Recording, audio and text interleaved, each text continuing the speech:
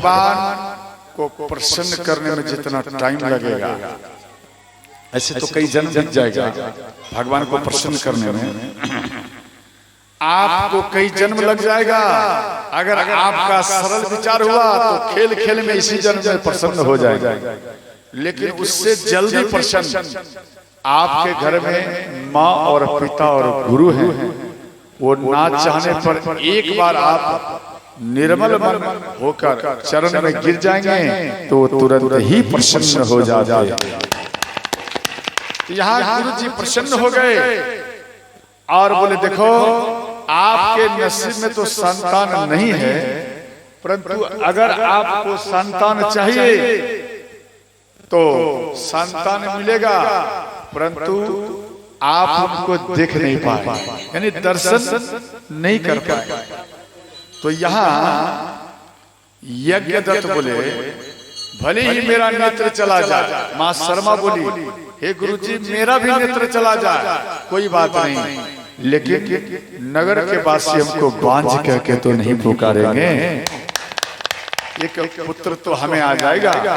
तो अंत में ध्यान देना, एक वेदी से अनार उठाए, अनार, और वो अनार उनके हाथ में दिए, आंचल में दिए और बोले देवी आपके पति जब कथा करेंगे तो आप डेली एक अनार लेकर बैठ जाना, एक अनार लेकर बैठना, और जब कथा विराम हो तो ध्यान देना, जब कथा शुरुआत हो तो अनार लेकर आंचल में बैठना, और जब कथा विराम हो तो आरती के बाद में आप उस अनार को प्रणाम कर घर जाना, और सुबह सुबह खाली पेट में ध्यान देना अपने पति सास ससुर अगर हो तो, नहीं है तो कोई बात नहीं, अगर हैं तो सास ससुर का चरण रज, पति का चरण रज, इन दोनों के चरण रज ले लेना और मिला देना।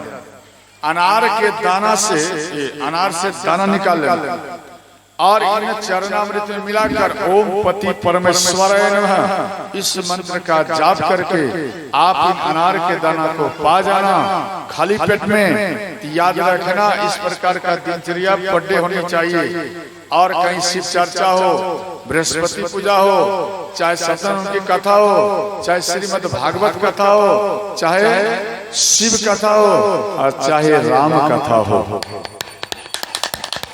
आप इन किसी भी कथा में आप बैठ जाइए। शिव कथा तो हर जगह होता है, शिव जी का चर्चा, वो चर्चा बोलते लेकिन हम बोलते हैं उसको कथा, समझ गए? कथा तो कथा जो होता है उसमें लेकर आप बैठ जाइए, और इसके बाद आप उनको पाइए घर में जाकर, डेली ऐसा हो और अच्छा तो कम समय में ही ध्यान देना आपके आंगन में लल्ला खेलेगा। ये व्यासपीठ से आशीर्वाद और स्कंद पुराण में भी ये बात दिया गया। अब जैसे किसी को केवल बेटी ही बेटी है, ध्यान से समझना, मानो किसी को बेटी ही बेटी है बेटा नहीं है, या बेटा ही बेटा है बेटी नहीं है, ध्यान देना। तो आप जब गर्भधारण करना तो 2.5-3 महीना यानी 2.5-3 महीना के बीच में आप जाकर अल्ट्रासाउंड करा, तो वहां पे देखना कि गर्भ में बेटी है, हमें बेटा चाहिए, समझ गए? गर्भ में बेटी है और आपको बेटा चाहिए, तो आप एक काम करना, आप कहां से भी मयूर का पंख ले आना। ये देख रहे हो मयूर का पंख है या नहीं? ऐसा मयूर का एक पंख ले आइए और उनको जला दीजिए, राख उसका 10 पुरिया में, ध्यान कागज 10 पुरिया में उनको 10 भाग उस राख को बना लीजिए, और गुड़ के साथ, गुड़ माने शक्कर, समझ गए? खाली पेट में सुबह सुबह ओम पति परमेश्वराय नमः 10 दिन लगातार इन राख को, मयूर के राख को और गुड़ के साथ आप पाएंगे। ओम पति परमेश्वराय नमः इस मंत्र का जाप करते हुए तो जो आपके गर्भ में बेटी पल रही है, उसी में परिवर्तन बेटा ही बनकर प्रकट होगा। ये भी बात स्कंद पुराण में दिया है और आप भी पढ़ सकते हैं। समझ गए? इसके बाद ध्यान देना, तो ठीक इसी प्रकार से मां शर्मा और यज्ञदत्त किए। समय आने पर एक ध्यान देना, एक बालक को जन्म दिए। जैसे ही बालक को जन्म दिए तो पति पत्नी दोनों नेत्रहीन हो गए। तो इनके पास में एक दासी थी। वो दासी बोली कि हे माता, आप एक कुमार को जन्म दिया है, आप एक कुमार को जन्म दिया है, तो कान के द्वारा श्रवण किए। कान के द्वारा क्या किए? श्रवण किए। और कुमार, ये भी बात सुने, श्रवण और कुमार इन दोनों को मिला दिया जाए, उस बालक का नाम ही श्रवण कुमार हो जाता है। श्रवण कुमार, बोलो श्रवण कुमार की जय हो। तो यहाँ श्रवण कुमार का प्रागट्य हुआ। बोलो राधा रानी सरकार की जय हो। इधर श्री जब श्रवण कुमार प्रागट्य हुए तो मां शर्मा और अंधक मुनि ये रोने लगे और कहते हैं, हे भगवान, एक बालक आप दिया अच्छा है, परंतु थोड़ा एक क्षण के लिए कम से कम उस बालक का दर्शन करने का मौका तो आप दे देते। इस बात को बार बार रिपीट कर मां शर्मा रोती हैं और इधर यज्ञदत्त में नाम में परिवर्तन हो गया। उसका नाम पड़ गया अंधक मुनि। समझ गए? तो अंधक मुनि भी रोने लगे। तो अंत में वही श्रवण कुमार घुटना में चलने लगे धीरे धीरे। तो श्रवण कुमार जब घुटना में चलने लगे तो इधर ध्यान देना, इधर श्री ये दासी नहीं थी, दासी यहाँ नहीं थी, इसलिए कहीं चली गई थी। और वो श्रवण कुमार घुटना में जब चलने लगे तो वो घुटना में चलते चलते एक मिट्टी के कुआं में, ध्यान देना, मिट्टी के कुआं के पास में चले गए। और उस कुआं में श्रवण कुमार ससर गए, यानी नीचे ससरने लगे। तो वो कुछ घास पकड़ कर वो लटक गए, कुछ घास पकड़ कर वो लटक गए। जब लटक गए तो वो रोने लगे। अब भयंकर रोदन करने लगे। तो मां शर्मा मन में सोची, जे मेरा बेटा कोई संकट में है, क्यों इसे दिखाई नहीं पड़ता।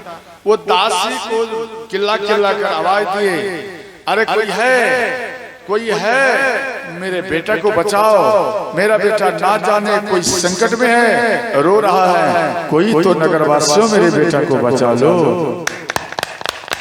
इस प्रकार से मां शर्मा और अंधक मुनि रोते रहे। अंत में नहीं आए, ध्यान देना, कोई नहीं आए। तो इनका रोदन और श्रवण कुमार का रोदन, जब भयंकर रोदन हुआ तो इधर महाराज दशरथ जी, अयोध्या के राजा महाराज दशरथ जी उसी मार्ग से घोड़े पर सवार होकर जा रहे थे। अनायास ये आवाज कान में आया और दौड़ते हुए महाराज दशरथ जी आए।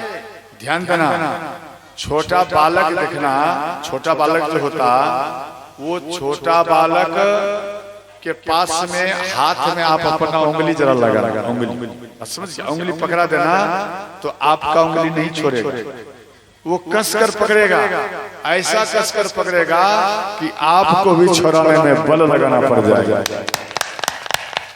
क्यों ऐसा बालक में ऐसा भाव रहता है? इसलिए रहता, ध्यान देना, विराट स्वरूप विश्वकर्मा भगवान, ध्यान देना, वो कर्म योगी है और वो माँ के गर्भ में जाकर उनका निर्माण करते हैं। कन्या या बालक का वो गर्भ में निर्माण करते। ध्यान देना, गर्भवती माता मानो गर्भ ना धारण हो रहा है तो आप ओम विश्वकर्मणे नमः इस मंत्र का भी पाठ कर सकती है। समझ गए? तो विश्वकर्मा भगवान अपना उंगली से उसको हाथ में पकड़ाते हैं और बातचीत करते और समझाते भी, कई प्रकार का ज्ञान भी देते। और वही उंगली जब छूट जाता है, जब ये प्रागट्य होगा, जब वो छूट जाता है तो वो बालक रोता है। अगर अनायास आप अपना उंगली उसके हाथ में दे देंगे तो वो समझते हैं शायद विश्वकर्मा भगवान ही आ गया, इसलिए हाथ को पकड़ कर वो उंगली को नहीं छोड़ते। तो उसी प्रकार से कुछ घास इत्यादि उसके हाथ में आ गया और पकड़ लिया और झूल रहा है, वो झूल रहा है और रोता भी है।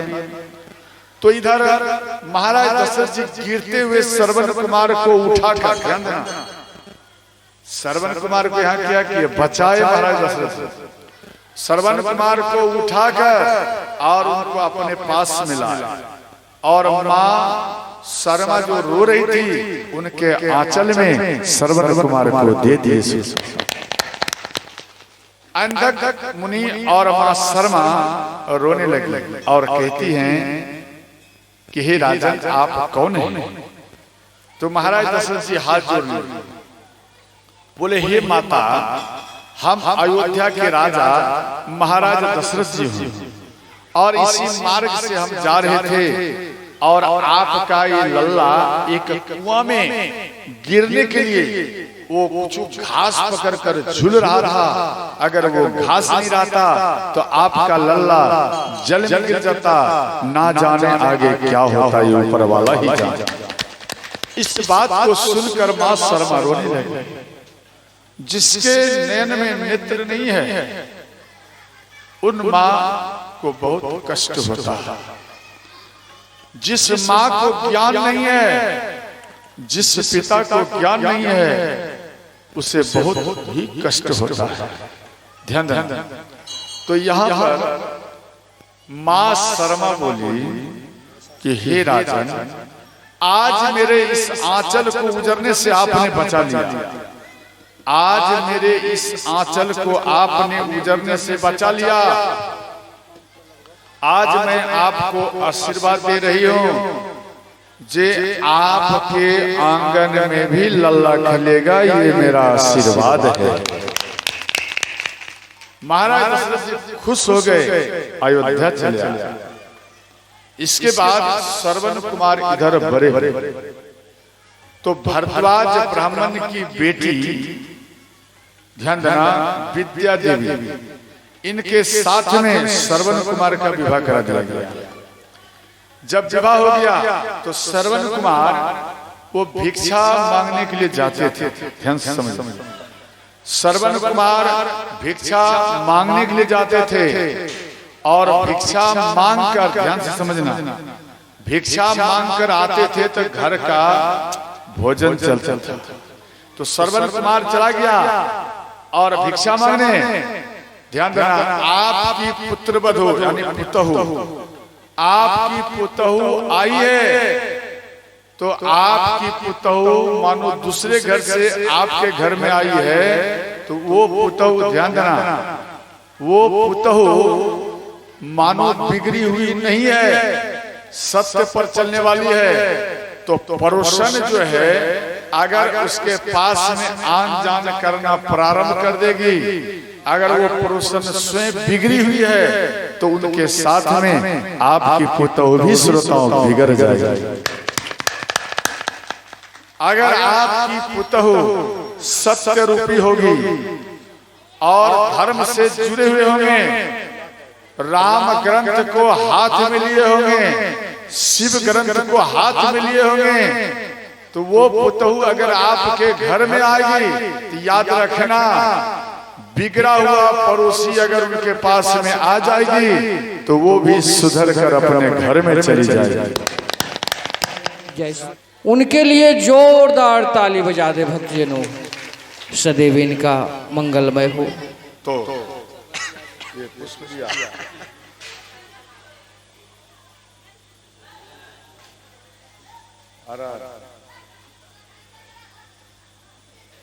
इनके लिए भी ले जाएगा। अच्छा, घर में जो होता है समझ गया, पूर्वा ले लिया।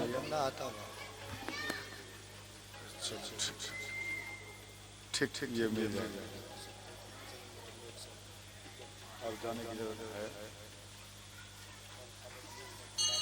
तो आपकी पुतहु अर्थात मां शर्मा यानी श्रवण कुमार की पत्नी विद्या देवी बिगड़ गई परोसन से, बिगड़ गई।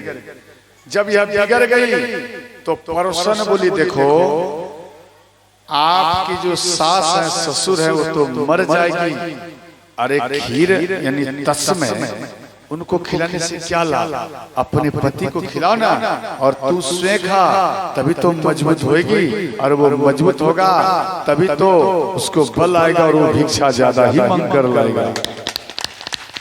इसलिए ऐसा करो और अपनी सास को वो खीर जल वाला खिलाओ, फीका, उसको खिलाने से क्या लाभ, मर जाएगा कोई बात नहीं। ऐसा बात मन में इनको बताया और इसका मन बिगड़ गया। बोले कैसे मैं बनाऊंगी, एक ही अंडा है और मेरा पति दो देखेगा तो यहाँ लड़ भी सकता। तो यहाँ पर बोली एक काम करो, हम तेरे लिए एक बढ़िया हंडा लाऊंगा। तो वो कुम्हार के यहाँ गए, परोसन माता वो कुम्हार के यहाँ जाकर और एक हंडा बनाए मिट्टी वाला, तो बीच में दीवार दे दी। दीवार नहीं समझे, हंडा है परंतु उसके नीचे में एक दीवार है बीच में, आधा डुप्लीकेट खीर और आधा ओरिजिनल तस्मै ही बनता था। पति देख लिया कि हमारी पत्नी भोजन बना रही है, एक ही अंडा है तो उसमें तो कुछ सोच ही नहीं सकते। तो आधा में केवल नाम मात्र दूध थे और आधा में खीर और तस्मै में अंतर है। खीर उसको कहा जाता जो चावल को दूध से चावल को जल से सिजाया जाए और नाम मात्र दूध को डाला जाए, उसको खीर कहा जाता। और तस्मै उसको कहा जाता जो दूध से ही चावल को सिजाया जाए, उसी को ही तस्मै कहा जाता। तो यहाँ खीर और तस्मै दोनों तैयार हुए। तो खीर सास ससुर, तस्मै पति को दे। एक दिन अनायास श्रवण कुमार पहले आया और श्रवण कुमार बैठ गए, तो अपने पति को विद्या देवी तस्मै लाकर दे दिए थाली में परोस करके, आप पाइए। और दूसरा थाली में फिर गए तो इतने में श्रवण कुमार मन में सोचे कि भाई बहुत दिनों के बाद आज भोजन का टाइम में हम बैठ गया, आज क्यों ना अपनी माँ को मैं भोजन पावाऊं, पिता को भोजन पावाऊं। श्रवण कुमार हाथ में ये तस्मै लिए और पिता के मुख में दिए। जैसे ही पिता भोजन को पाए उसके बाद माँ को भोजन पाए तो माँ के अश्रु बिंदु गिरने लगे, पिता के आंखों से नयनों से अश्रु बिंदु गिरने लगे। तो श्रवण कुमार बोले माँ आप रो क्यों रही है? तो माँ बोली बेटा हम ये बार बार सोच रही हूँ कि आज ये खीर का चमत्कारी है या ये तस्मै का चमत्कारी है या तेरे हाथ का जादू है बेटा। आज ये तस्मै बहुत ही प्रिय मिठास लगता है। तो श्री श्रवण कुमार बोले माँ क्या ये तो भोजन डेली बनता? बोले नहीं बेटा आज परिवर्तन है भोजन। तो श्रवण कुमार मन में बिठाए कि कोई और बात तो नहीं। तो वो रसोई घर में गए। रसोई घर में जैसे ही उन मिट्टी के बर्तन का ढक्कन को हटाए तो बीच में देखे दीवार और एक बगल केवल पानी जैसा ही खीर। तो श्रवण कुमार समझ गए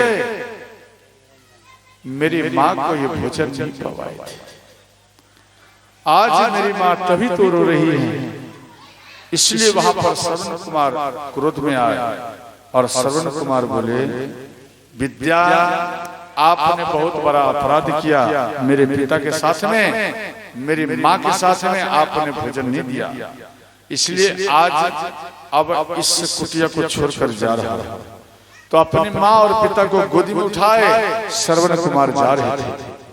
विद्या देवी अपना गलती को स्वीकार कर अपने सास ससुर के चरण को पकड़ ली और ये भुकार बांध रोने लगी कि हे माता, मैंने बहुत बड़ा अपराध किया, जे आपको हमने तस्मे नहीं पवाया, हम आपको जल नाम मात्र खीर पवाया, इसलिए हे माता आज मेरे पति छोड़कर हमें जा रहे हैं, इसलिए आप हमारे पति को समझाइए जे आज के बाद दोबारा हमसे ऐसा कभी गलती नहीं होगा।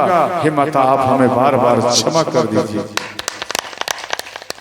तो इस बात को सुनकर माँ प्रसन्न हो गई। ध्यान देना, इस बात को सुनकर माँ प्रसन्न हो गई और श्रवण कुमार को समझाई।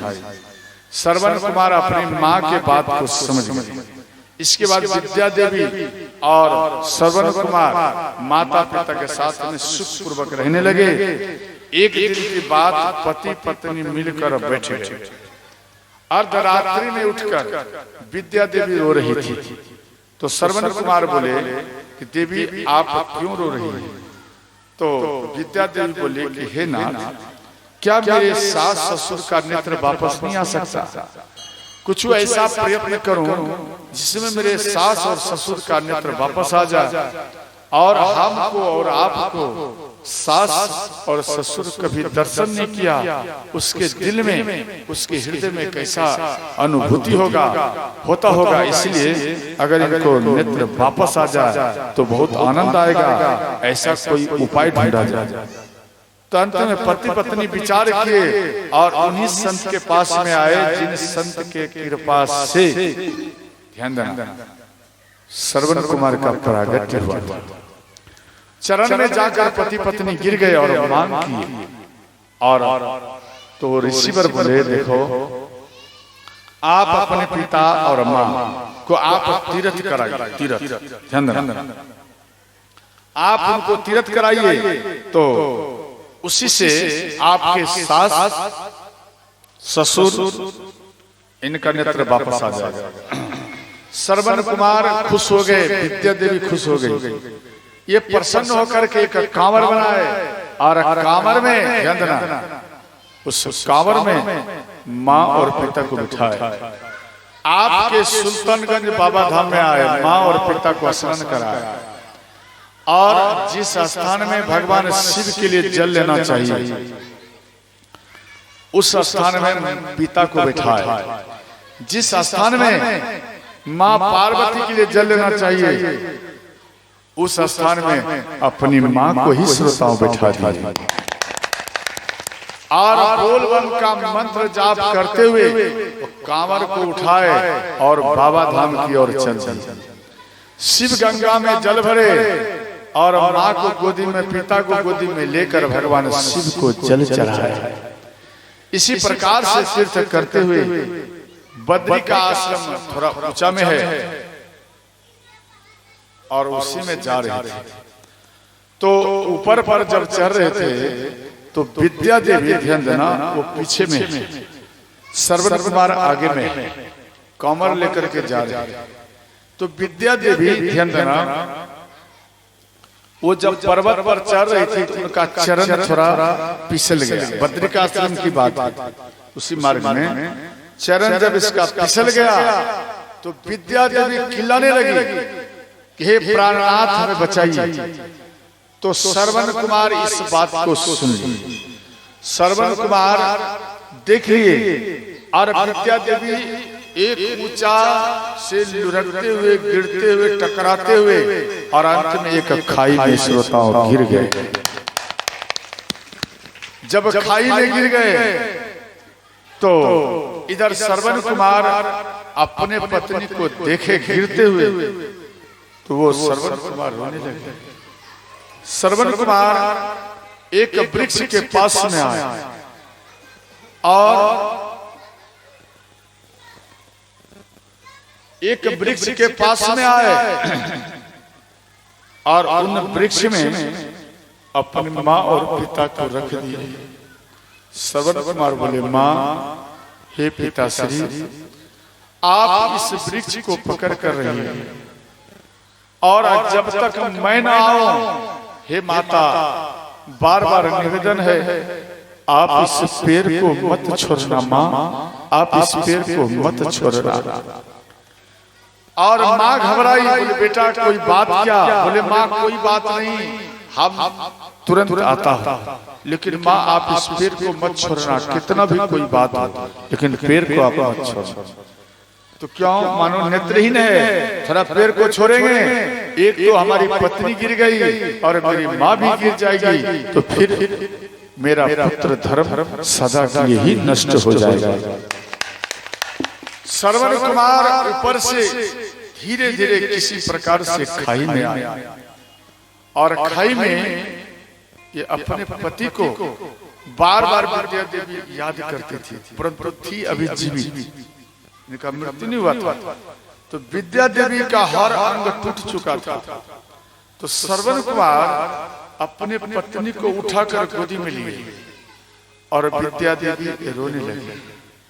विद्या देवी कहती है, हे प्राणनाथ, हे स्वामी, आज मैं भाग्यवान हूं, जे अंतिम साहस और अंतिम विदाई आज मैं अपने पति के गोद में होंगी, आज मैं सत्य में भाग्यवान हूं।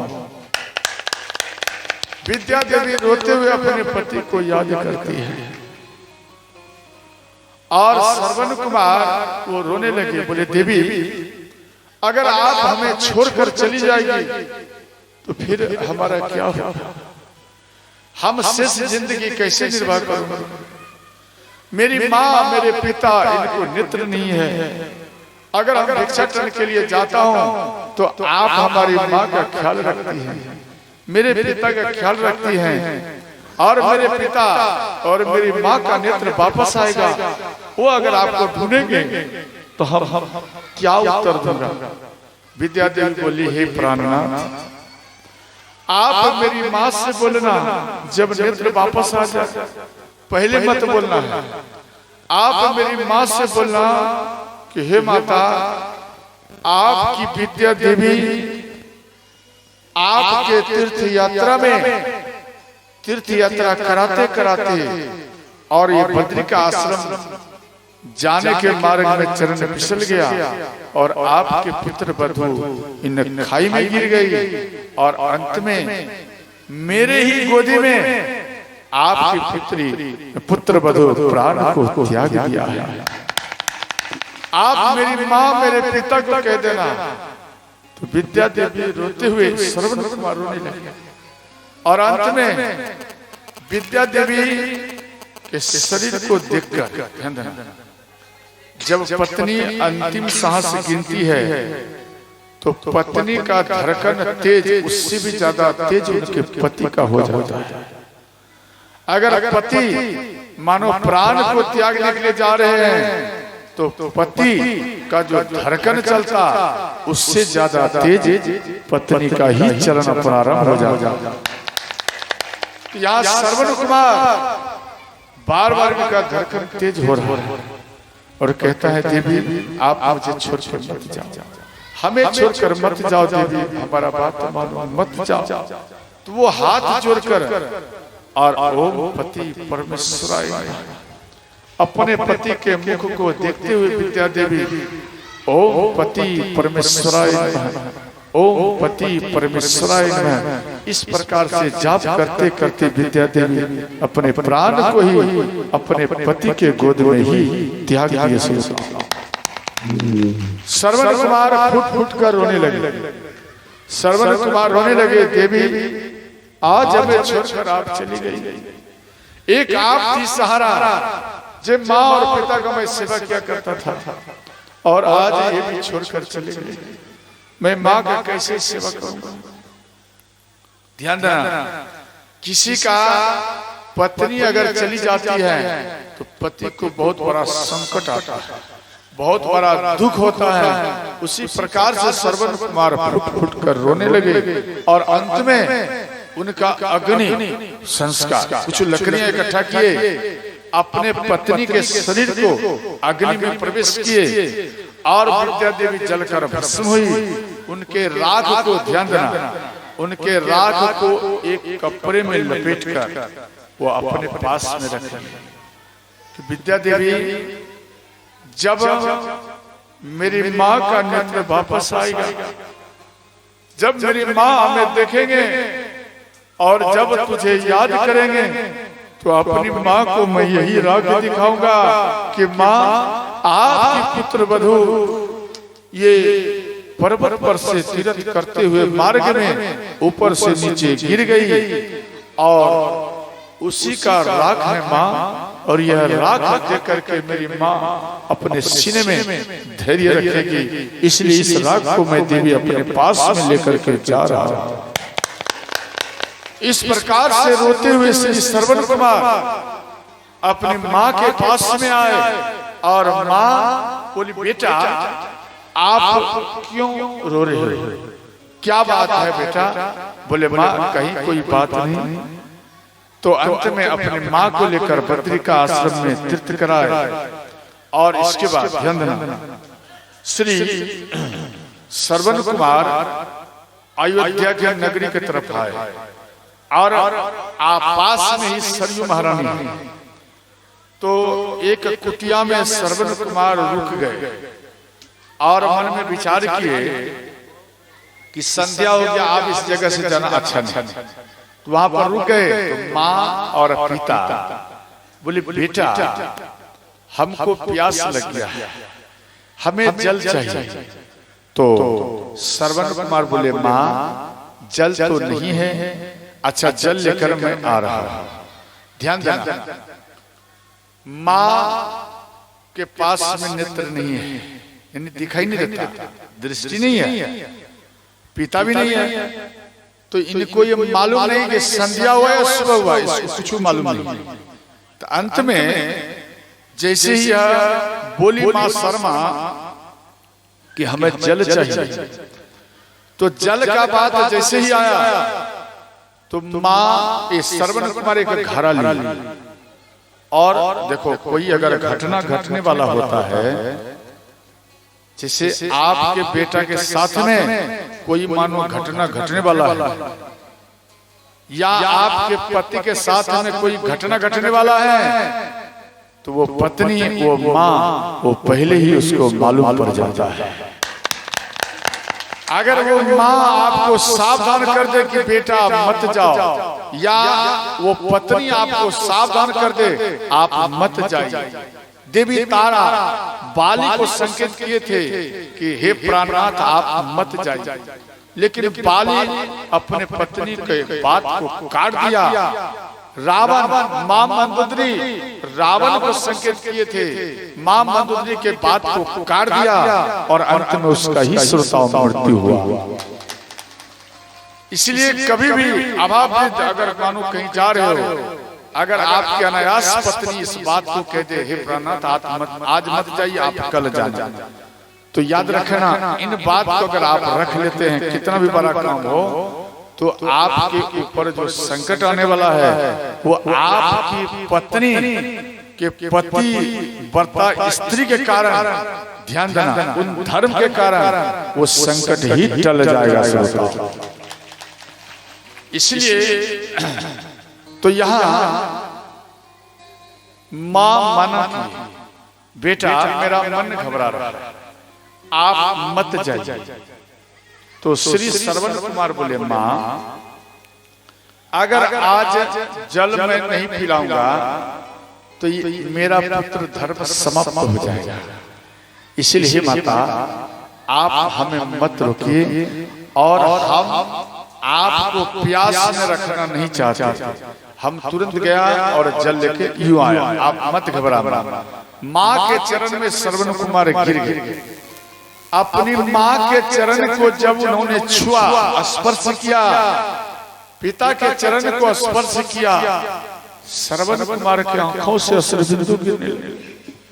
श्रवण कुमार रोने लगे, मन में सोचे हे विधाता क्या ये माँ का चरण का फिर दोबारा दर्शन नहीं होगा? क्या ये मेरे पिता का चरण का दर्शन नहीं होगा? क्या मैं जल लाने के लिए जा रहा हूँ कोई अनहोनी होने वाला है?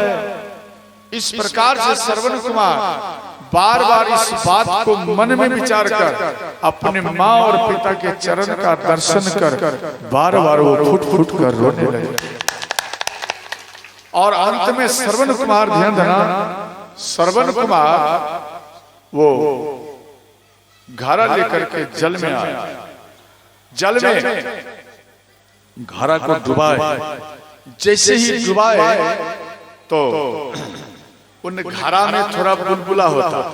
आप घड़ा में, घड़ा को जल में डुबाना तो कुछ बुलबुला छोड़े, तो वो बुलबुला ध्यान देना जब छोड़ने लगा तो उसी समय महाराज दशरथ जी शब्द विधि बाण, संध्या कालीन थोड़ा तेज संध्या था, उन समय में वो बाण का अभ्यास कर रहे थे। तो सोचा, जब आवाज आया तो मन में सोचे कोई खग मृग है जो जल पी रहा है। इस बात को महाराज दशरथ जी मन में बैठाए और धनुष पर, ध्यान देना, शब्द विधि बाण को रख दिया और उन आवाज को संकेत मन में बैठा कर बाण को छोड़ दिया। श्रवण कुमार वो घड़ा जल भरकर जैसे उठाए ही थे और वो बाण आकर श्रवण कुमार के छाती में लग गया। श्रवण कुमार ध्यान से गिर गए और उनके सीने में वो बाण चुभ गया और श्रवण कुमार रोने लगे। श्रवण कुमार कहता है, माँ माँ माँ बचाओ, माँ बचाओ। ध्यान देना, बेटे के ऊपर अगर कोई संकट आता है या कोई मानो विपत्ति आ गया तो वो पहले माँ को याद करता है। श्रवण कुमार माँ को याद करने लगे, माँ हमें बचाओ, माँ हमें बचाओ, किसी ने हमको बाण मार दिया है, माँ मेरे सीने में चुभ गया है, मुझे बचाओ। इस प्रकार से रुदन करते हुए श्रवण कुमार वो जमीन में गिर गया और इनकी आवाज को सुनकर महाराज दशरथ जी भागते हुए आए और श्रवण कुमार को उठाकर गोदी में जल के किनारे में रखे। और श्रवण कुमार बोले कि आप कौन हैं? बोले हम अयोध्या के राजा महाराज दशरथ हूं। हम सोचा कोई खग मृग है जल पी रहा है। तो ये श्रवण कुमार बोले, हे महाराज, मैंने आपका क्या बिगाड़ा था? मैंने आपका क्या बिगाड़ा जो ये बाण मेरे सीने में अपने मार दिया? हमसे यही अपराध हुआ कि बिना पूछे हम ये जल लिया, सरयू महारानी से हम जल भरे, यही एक मैंने अपराध किया। क्या जल पीना भी अपराध है क्या? तो ध्यान देना, श्री श्रवण कुमार कहते हैं कि हे महाराज, आप ये काम करिए, मेरा निवेदन है, आप मेरी माँ को, ध्यान देना, आप मेरी माँ को, आप मेरे माँ और मेरे पिता को मेरे घर पर छोड़ दीजिएगा।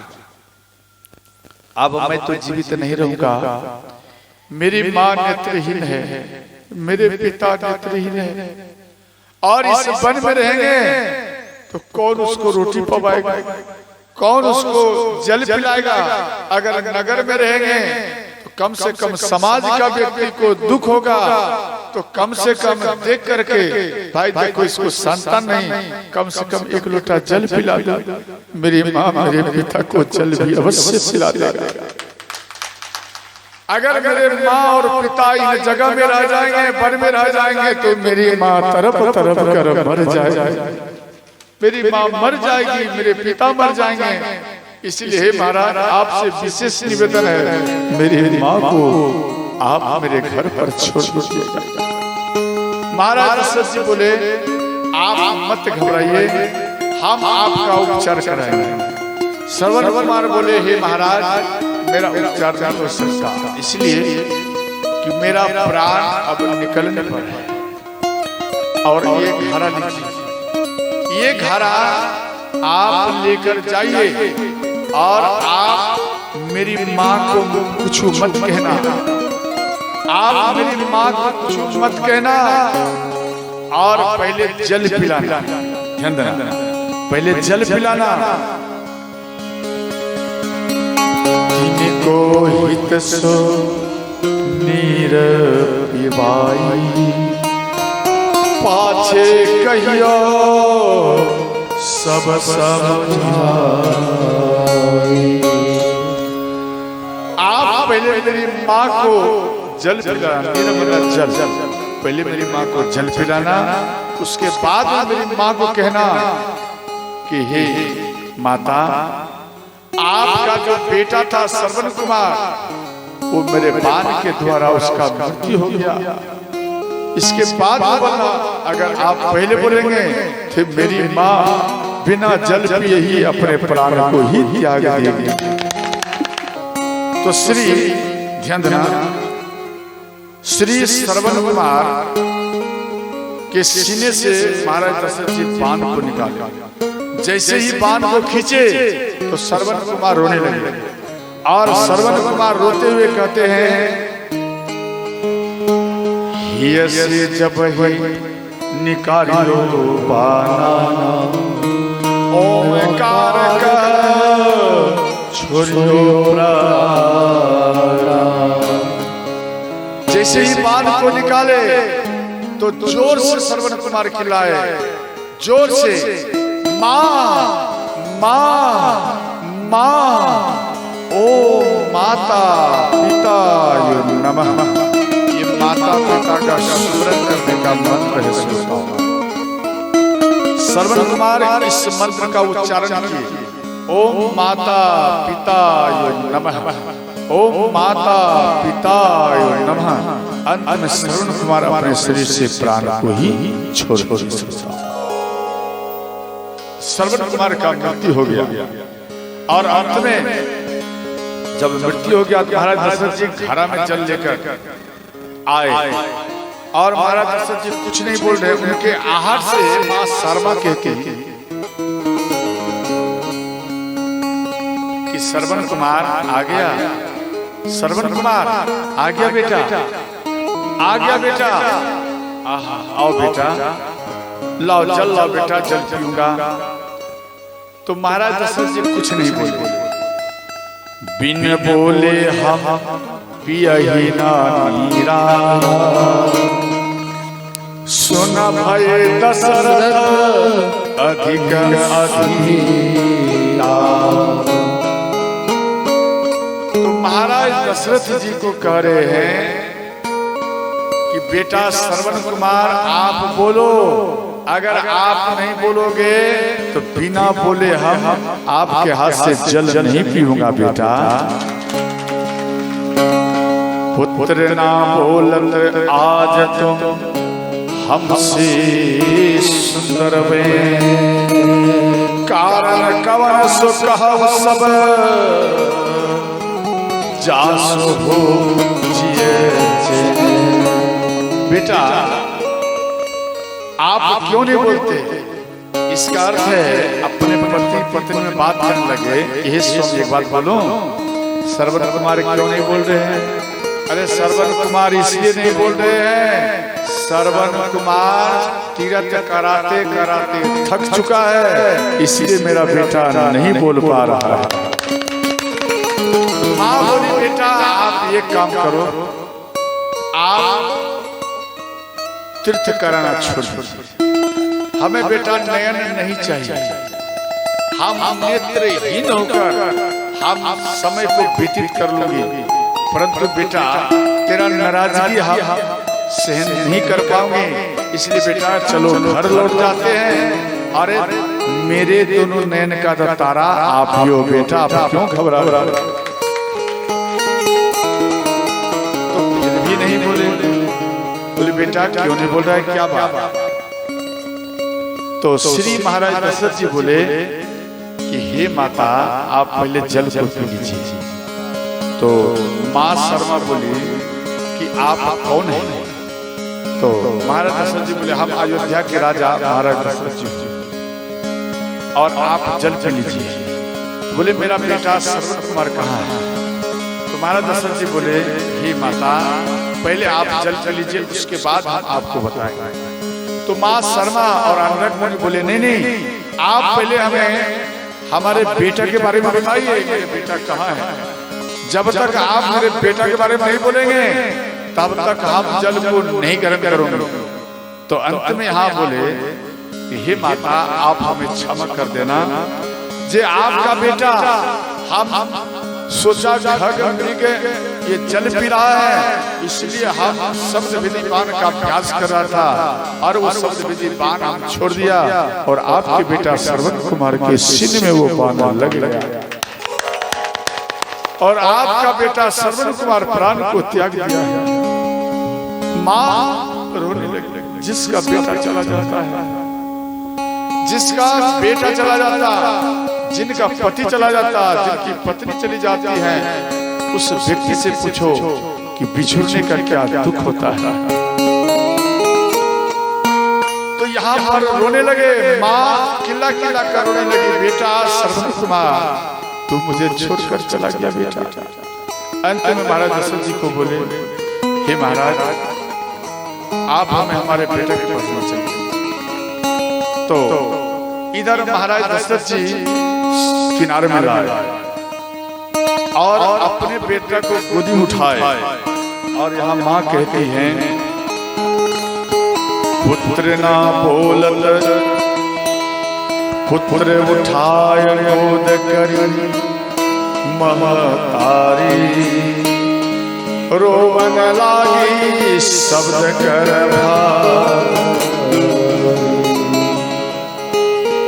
पुत्र उठाय गोद महता, पुत्र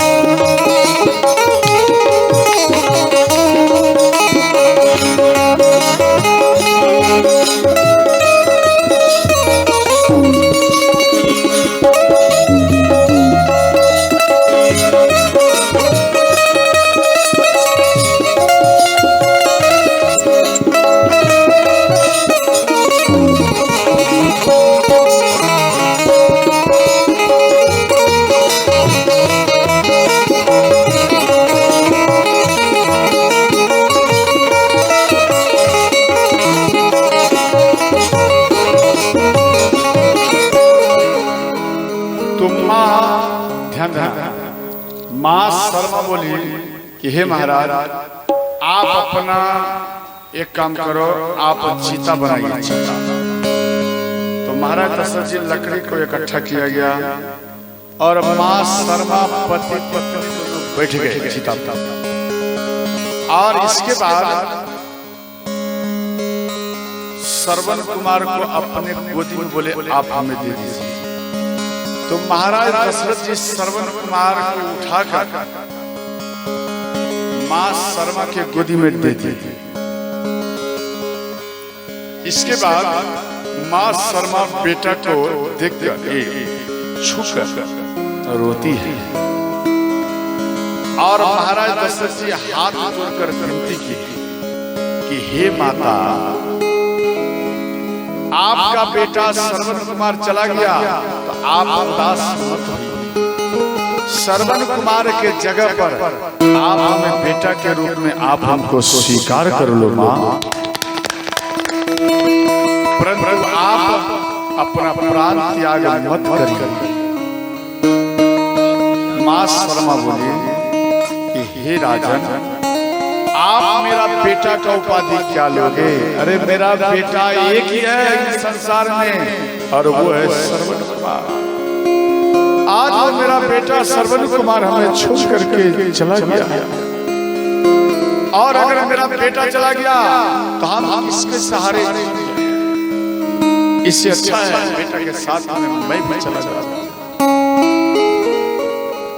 बेटा के मुख में मां शर्मा चुमन की, बेटा आज के बाद तेरे मुख में मैं चुमन नहीं कर पाऊंगा, इसलिए बेटा आज मैं जी भर के चुमन कर रही हूं। मां चुमन करती है होठों में, नैनों में, मस्तक में, इस प्रकार से मां चुमन करती है बेटा के स्पर्श कर। और इसके बाद इधर अंधक मुनि श्रवण कुमार के चरण को दबा रहे हैं। बेटा आप इसी चरण से चल करके आपने तीर्थ कराया और आपका ये चरण दुख रहा होगा बेटा। आज मैं तेरे चरण को दबा देता हूं और ये आपका पीड़ा समाप्त हो जाएगा बेटा। बेटा का जो तल्लू था, तल्लू चरण का तल्लू, उन तल्लू में अंदर चुमन की।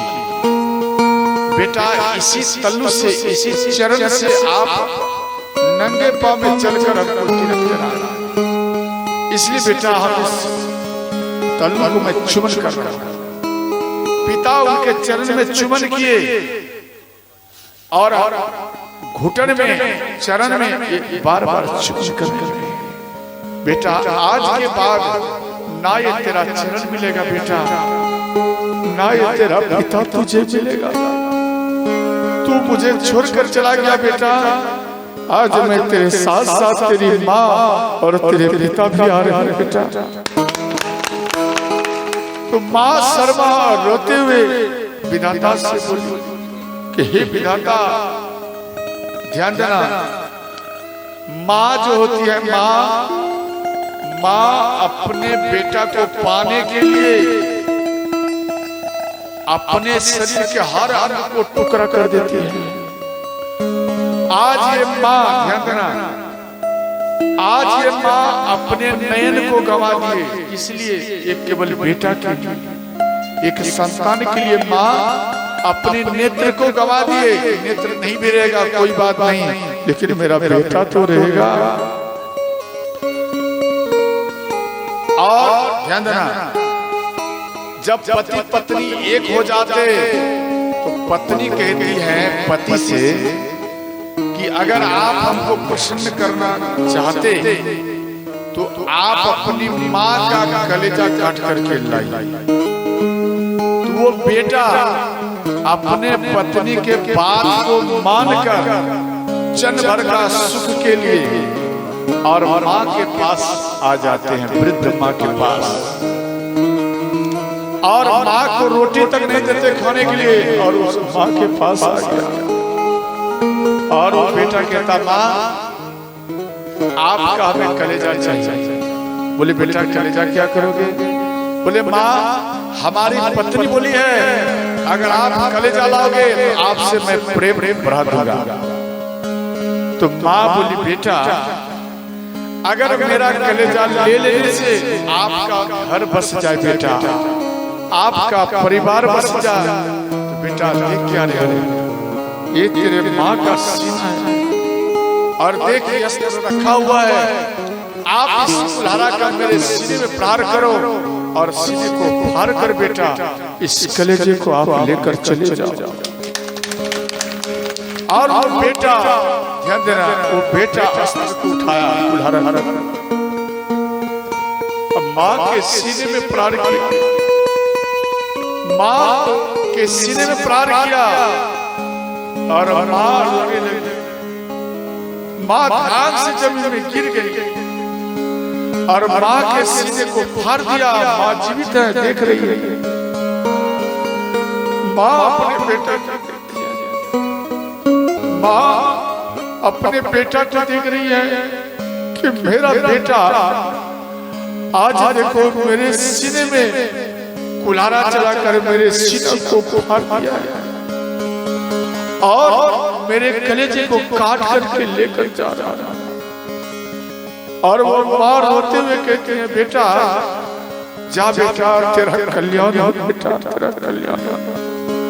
वो माँ बेटा बेटा कहते हुए वो प्राण को त्याग किए माँ। और वो बेटा कुछ दूर आगे गए और वो बेटा एक ठोकर लगा चरण में और वो धाम से गिर गया और जैसे ही गिर गया ऊपर में जैसे ही वह गिर गए ध्यान देना वो कलेजे का टुकड़ा छिट कर कुछ दूर में चला गया और जैसे ही दूर गया उन कलेजे से ध्यान देना आवाज आया और वो कलेजे से आवाज आया कि बेटा कहीं तुझे चोट तो नहीं आया। ध्यान देना ये बात जो आया कलेजे से आवाज आया माँ का आवाज कि बेटा तुझे कहीं चोट तो नहीं आया।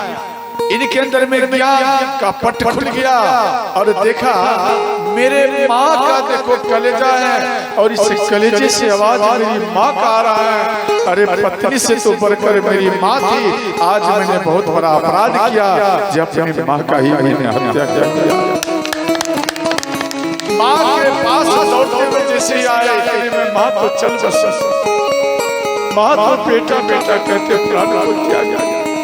वो माँ के सीने में ध्यान देना अपना सिर पटकने लगे चरण में सिर पटकने लगे माँ मैंने बहुत बड़ा अपराध किया।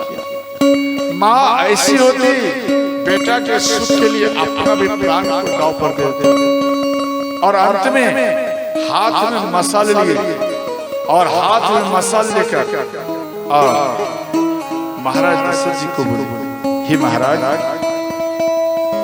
जिस प्रकार से अपने बेटा के वियोग में मैं अपने शरीर को जलाने के लिए जा रहा हूं और पति पत्नी हम दोनों शरीर को जलाने के लिए जा रही हूं बेटा के साथ में जलने के लिए जा रही हूं और जिस वियोग में मैं रो रहा हूं तड़प रहा हूं ठीक उसी प्रकार से ऐसा ही बेटा आपके घर में प्रकट होगा और आप अपने बेटा के वियोग में तरफ तरफ कर मरोगे।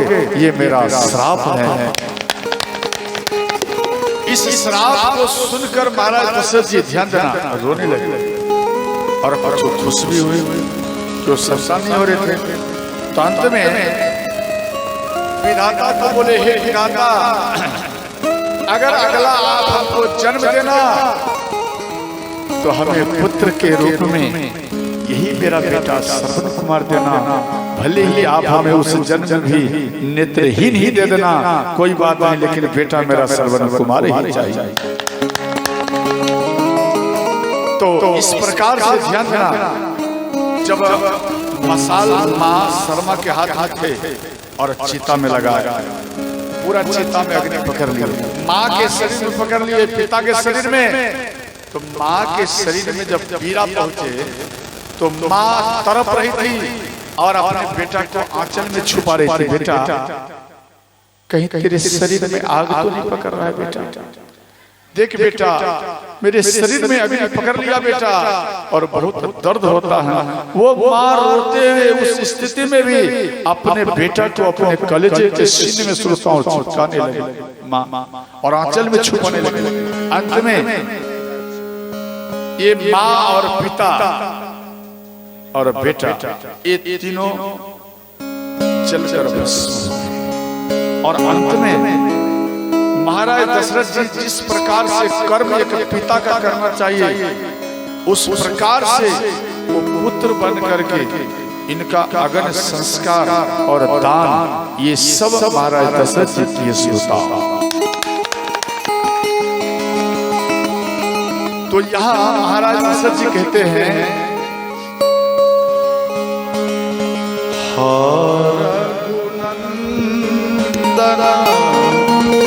प्राण प्रीति